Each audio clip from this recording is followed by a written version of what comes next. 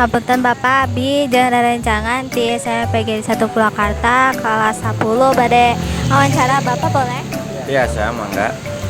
Menuju liburan mah alhamdulillah rame, namun menuju lebet sekolah mah dah itu teh we sepi.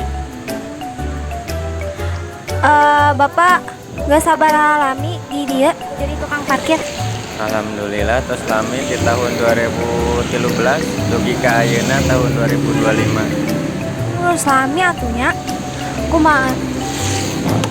Kumaha Bapak ngatur kendaraan di dia teh kan loba ya dia. Apalagi ya hari libur. Ya biasa we, nu penting makan orang waspada, hati-hati gitu kan, ngajaga cacanakan anu arameng, tapi dijaga, diperhatikan.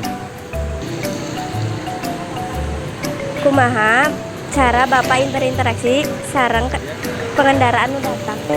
Di piwarang harus dikunci, terutama kan untuk menjaga keamanan dan kenyamanan. Dari situ tanggung jawab tukang parkir. Sabaraha kendaraan anu biasa Bapak parkir di sapoena?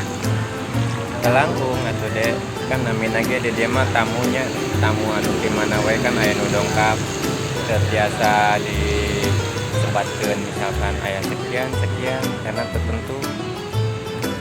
Kumaha Bapak ngatur waktu istirahat nalika dama? Istirahatnya sambil sareng iya we sambil jaginya sambil istirahat gitu.